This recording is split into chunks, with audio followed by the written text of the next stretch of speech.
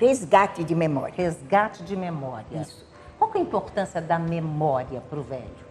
Esse resgate de memória, por si só, ele é importante porque é a construção de uma história de vida de cada uma.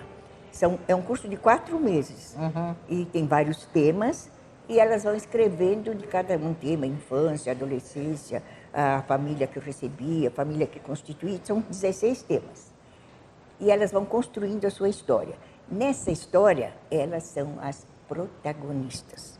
Coisa que umas delas, aliás, não uma, mas várias, olha, eu fui durante muito tempo, eu fui filha, eu fui namorada, eu fui esposa, eu fui mãe, eu fui avó, nunca fui eu mesma, dona de casa, nunca fui eu mesma. Então, neste momento, eu sou a protagonista, sim. Isto dá uma autonomia e uma autoestima muito grande.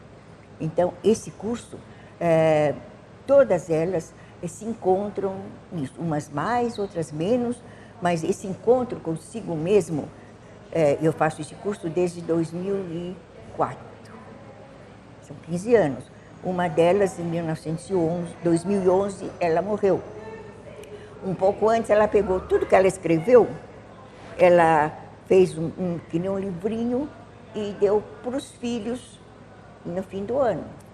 E os filhos ficaram assim muito surpresos. Me dizem, mãe, nós conhecemos vocês a partir do momento que nós te achamos mãe. Mas daí para trás, nós nunca soubemos nada de você. Como você foi criança, como foi a sua relação com os pais, quais foram os seus namorados, como foi o seu casamento. Nós não sabemos nada, a não ser do momento que nós consideramos você nossa mãe. E foi um negócio muito bonito. Logo depois ela morreu, então eu peguei todo o material que eu tinha, que ela tinha escrito, selecionei, porque eu tinha de todo mundo que fez o curso junto. E fiz um caderninho que eu trouxe. E dei, missa de 7º dia, dei para o marido e para os filhos, com a vida dela que ela escreveu. Ai, que coisa linda. Então, e eu tenho isso a cada semestre. E para mim esse curso é, assim, além de tudo, a variabilidade de pessoas. Em cada semestre eu encontro, são no máximo 10 ou 12 pessoas, que no fim se transformam em 6, porque como tem trabalho, elas fogem. Com certeza. Homem, então, não tem. Homem não tem. Não, né? Eles se inscrevem quando eles chegam na primeira vez. Primeiro que eles só veem mulheres, segundo que eles veem que o negócio... Eu tive 1 ou 2 que foram 100%, mas em geral são muito preguiçosos. Eles se aposentam, eles querem o chinelão e a TV, sessão da tarde. Quando tem um homem, então, aí qualquer tema que seja, por exemplo, tem um tema que é uma delícia de discutir, que é a vida afetiva. Namoro, entre interrogação, porque a gente não sabe mais o que é namoro hoje. Eu preciso fazer uma pesquisa com a molecada toda para saber o que é. Noivado também e casamentos. E quando tem um homem, ele vai, essa pessoa que eu tive, ele era muito livre, muito espontâneo. Quando falou na adolescência dele, que a gente fala em menstruação para as meninas, ele falou na primeira ejaculação dele. Então as meninas não sabiam. E os meninos não sabiam coisas mais íntimas das meninas. Então essa mistura de coisas... É muito legal.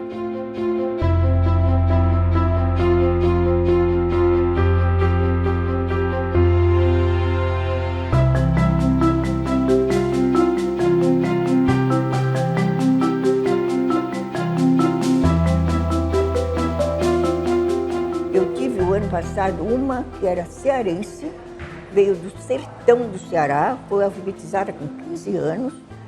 Hoje ela tem 89 anos, fez em agosto agora. Tem 3 filhos que ela formou, vamos dizer assim. Um mora em Madrid e trabalha em Madrid, não precisa dizer mais nada.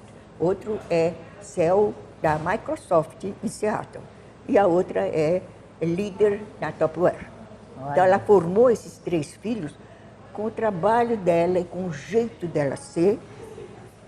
E ela escreveu a vida dela, tudo manuscrito, sem ponto, sem vírgula, sem parágrafo, sem nada.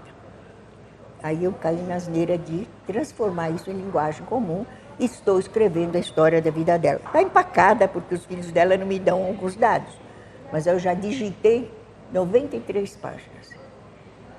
Então, é uma vida. Ela veio do nada, praticamente. E lá junto tinha gente com alto nível social. Então, isso tudo, além de ser um compartilhar delas, que uma ouve a outra e aprende muita coisa, para mim é muito importante, porque eu estou sempre com coisas variadas. Toda história, toda biografia tem algo de particular, mas também tem algo de universal. Então, a gente pode aprender com a história de qualquer pessoa, né? Eu sempre lembro da experiência de velório de algumas tribos africanas. Eu convivi com alguns africanos um período e isso me chamou muita atenção. E quando uma pessoa morre, quem conviveu com ela se reúne, bebendo, comendo, e cada um fala alguma coisa que aprendeu com ela. Conta algum caso, uma história, de algum ensinamento de vida que aprendeu com aquela pessoa. Então, um fala, o outro fala, essa pessoa ganha um perfil ali na comunidade, né? Então, é reconstruída a memória daquela pessoa e o legado que ela deixou para a comunidade. Né? Como é que você faz esse trabalho com pacientes? Eles escrevem textos autobiográficos, né? E geralmente um texto puxa o outro e eles contam fatos assim importantes da vida. A partir do momento, pela própria escolha de temas, né, e do que a pessoa fala, já vai delineando o que é valor para essa pessoa, o que é importante para ela na vida. E é interessante ajudá-los também a descobrir o que está por trás disso e, quando eles descobrem, valorizar. Tem textos assim que são muito plásticos, né? Por exemplo, o que me impressiona também é como que a infância marca muito as pessoas, né? Um casal que se conheceu. Ele trabalhava numa farmácia e ao lado da farmácia tinha um salão e ela veio fazer unhas e ele se encantou por essa moça, mas essa moça era noiva e ele, depois de muito tempo, tomou coragem e um dia ela saindo do salão, ele pediu permissão se poderia acompanhá-la até a casa, né? Nós estamos falando dos anos 40 e ele acompanha até a casa. E como ela era noiva, ela permite, mas fala assim, só até o portão. Então ele acompanha até o portão e na hora que vai deixá-la, ele diz, eu sei que você é noiva, mas se você puder interceder ao meu favor, eu ficarei satisfeitíssimo. Ela terminou o noivado. E ficou com ele. Ficou com ele. Gente, que lembrança gostosa. Isso alguém escreveu. Alguém escreveu. Eu tenho uma coisa que todo ano eu faço, é uma retrospectiva. Essa retrospectiva me custa um mês de janeiro inteiro de trabalho quase, porque eu tenho um diário e uma agenda. No mês de janeiro eu leio cada folha e vou fazendo rascunhos. E depois, em cada um dos temas, eu digo o que eu fiz naquele ano. Gente, você não imagina o que a gente é capaz de fazer durante um ano. Eu tenho, para quem quiser ver, porque eu faço isso, no começo era mais incipiente, mas eu faço isso desde 54. No começo era de cada 10 anos, agora é anual mesmo. Quando eu vejo tudo que eu fiz naquele ano, eu digo, puxa, eu não sou pouca porcaria, não. Não. Eu agora, nas últimas retrospectivas, eu numero. Quantos eventos eu fui? Dá 30, 40, 50. Quantas visitas eu fiz e recebi? Eu vou fazendo, dá 100 e poucas coisas. Quantos livros eu li? Uns 10, 15, 20. Tudo está registrado e você fica vendo o que você fez. Porque se você quiser lembrar, não consegue. Então, isso aumenta a sua autoestima de uma maneira fantástica. Mas você precisa começar no começo do ano agora, pode começar. Mas eu falo, nunca é tarde. Nunca é. A pessoa não pode, né? A pessoa já tem 70 anos, não começou em 54, 55, começa agora. Começa agora. Acostume a fazer o seu diário e acostume-se a fazer a sua agenda de trabalho. E no ano seguinte, você faz uma revisão disso tudo. E essa questão da autoestima e autoconhecimento, gente. Porque você chega lá, então, você vê, você fala, gente, eu faço tudo, eu não sabia, eu sei né? quem eu sou, o que eu gosto, o que eu sei, o meu jeito de ser. Esse autoconhecimento da gente é fácil se você tiver um método. Porque você pensar, é difícil de você achar os elementos que te fazem você como é. Precisa pensar muito. E se você tiver um registro, é muito mais fácil.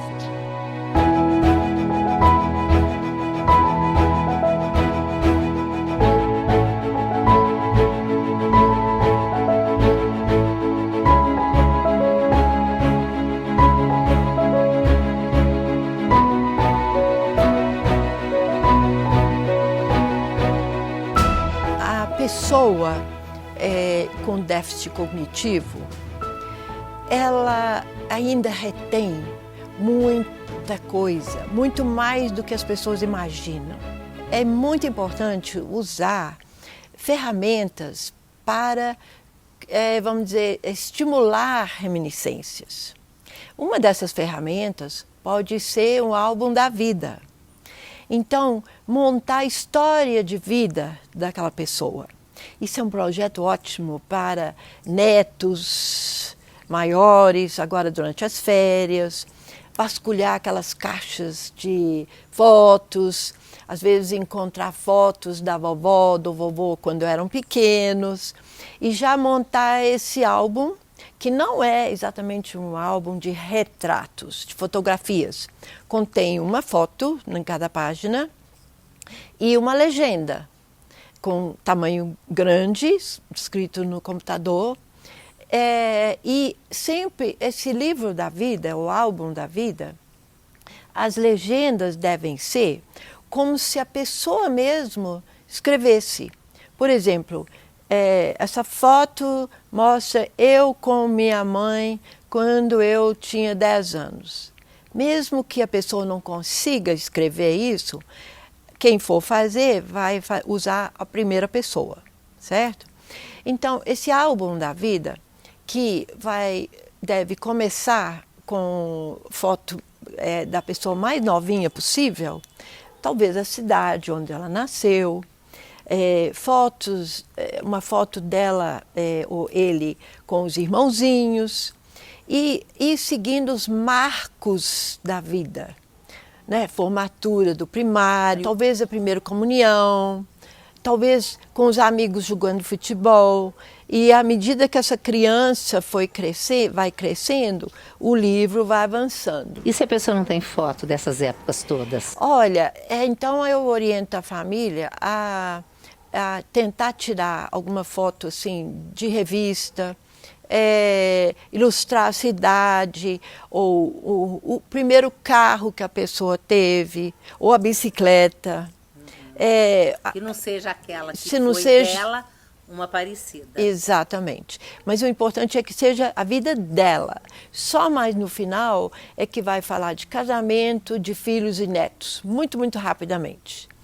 E a ideia desse álbum é interessante porque ele não deve ser guardado, ele deve ser feito assim, de forma muito prática, com folhas de plástico, né, para proteger, porque vai ser muito, muito folheado. Ele tem que estar sempre visível. Qualquer visita que chega lá vai poder abrir aquele álbum em qualquer página e usar aquilo como um quebra-gelo.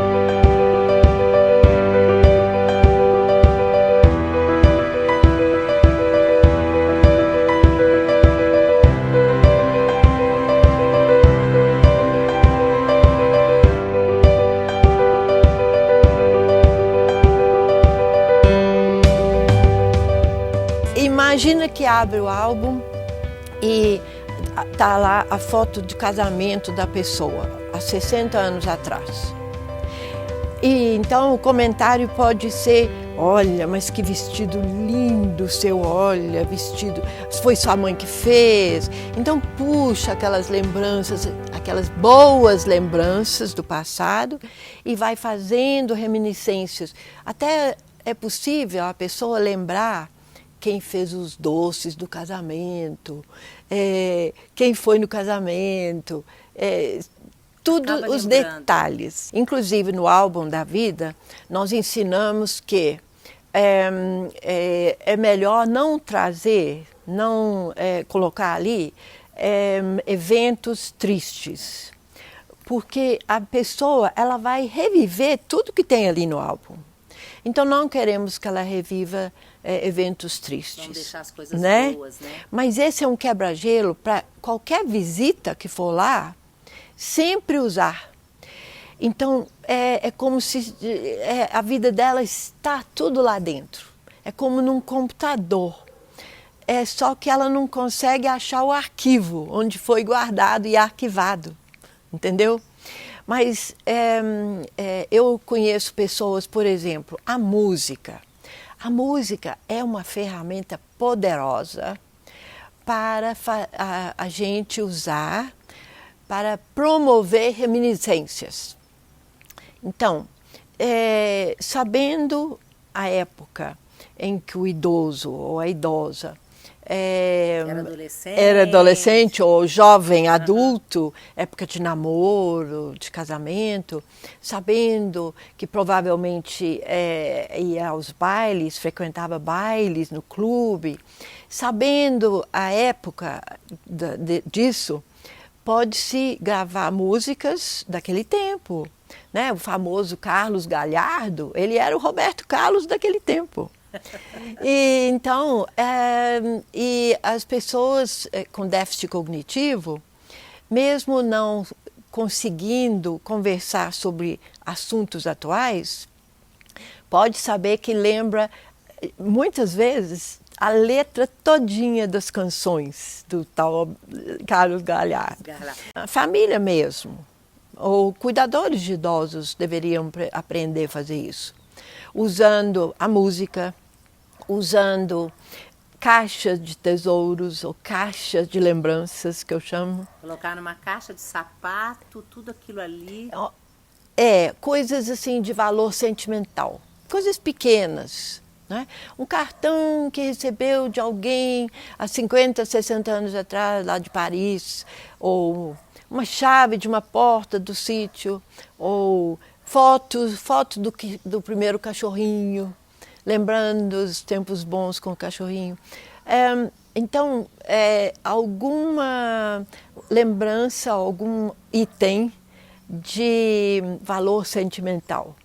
E a ideia às vezes essa caixa precisa de arrumar. Então vira tudo na mesa e vão tirando as pecinhas e lembrando o que significa aquela peça. A minha prática com os pacientes com demência acontece muito isso. Às vezes a gente chega para começar a atender os pacientes no princípio do processo e acompanha quase que até as fases mais graves, né? Então, no início, ele produz muito, escreve os textos, etc. E esse próprio material ajuda depois a estimulá-los futuramente, né? E é muito interessante que quando mais à frente ele retoma o texto, ele começa a ler e fala: isso aconteceu comigo também. Engraçado. Uai, esse aqui sou eu. E aí se identifica naquela história. E isso é fantástico. Por isso que precisa ser fiel ao vocabulário da pessoa e é importante também que a pessoa assine esses textos depois de concluir. Porque depois ela vai reconhecer ali a assinatura e vai reconhecer que ela é a autora daquele texto, né?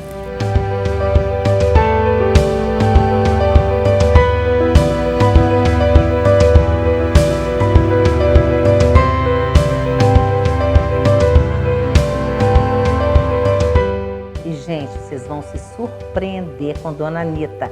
Ela faz Enem com os netos pelo telefone. É isso? É isso. Conta como é que pelo é. WhatsApp. Muitas vezes na conversação com eles, eu emprego palavras antigas que eles não sabem. Então, eu tive ideia de fazer para eles assim um tipo de Enem, com várias opções, né, de cada questão, para eles me responderem o que eles achavam que seria aquela palavra. Como, por exemplo, anágua, como por exemplo, frisete, né? O que é frisete? Eu tenho certeza, muita gente... Eu sei o que é. Que é o grampo, eles já né? Responderam, mas às vezes eles acham, por exemplo, anágua, às vezes colocam que é uma vestimenta feminina, e eles colocam assim, embarcação antiga. Coisa de navio. Eu já ponho para confundir mesmo, né? É porque a senhora coloca 3 opções, né? Para dificultar um pouco, né? Claro, eu coloco 3 opções. Alpendre, eles às vezes não sabem o que seria, né? E outras palavras que eu vou lembrando e vou anotando e faço um Enem de 13, 14 questões e eles vão me respondendo pelo celular, sabe? Pelo WhatsApp. Então eu estou no 3º Enem, já estou com o 4º anotado, porque eu vou lembrando das palavras antigas e vou anotando. E tenho certeza que eles não vão saber, vão gostar. Prontamente eles me respondem, sabe? Através do WhatsApp. Né? Agora, como é que está a nota desse povo? Eles estão errando mais, acertando mais? É interessante porque quem acerta mais é mais antigo. E quem acerta menos é porque não sabe mesmo, tem uma idade menor, né, não sabe. Mas eles acertam bastante. Eles são bem espertos. Eles acertam bastante.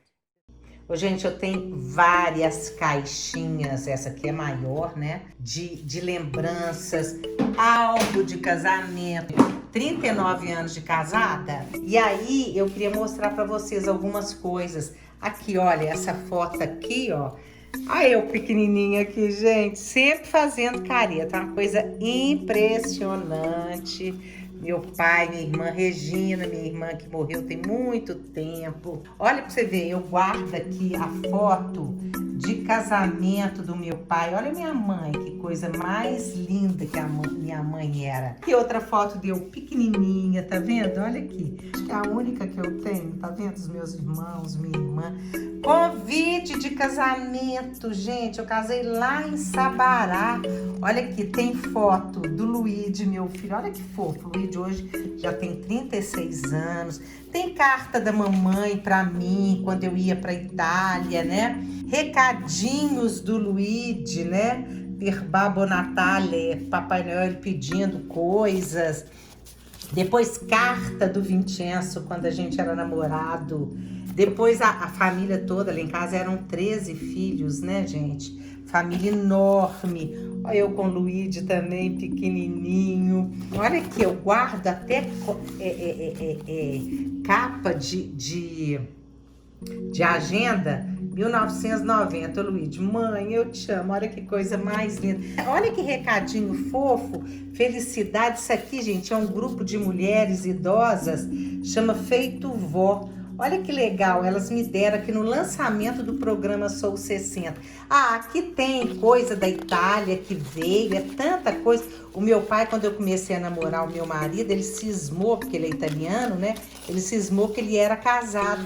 Então teve que trazer certidão da Itália, provando que ele era solteiro. Aqui o Enzo, meu netinho, Luíde, Pati, minha nora. Nossa Senhora, que eu adoro, porque minha mãe amava Nossa Senhora. É isso, gente. É muita coisa, sabe, que a gente tem. E a gente tem que guardar mesmo algumas coisinhas, porque faz a diferença lá no futuro. Às vezes, o dia que a gente tá meio assim, a gente vai, abre e dá uma olhada e lembra de tudo, sabe? Acho que a memória, ela é fundamental.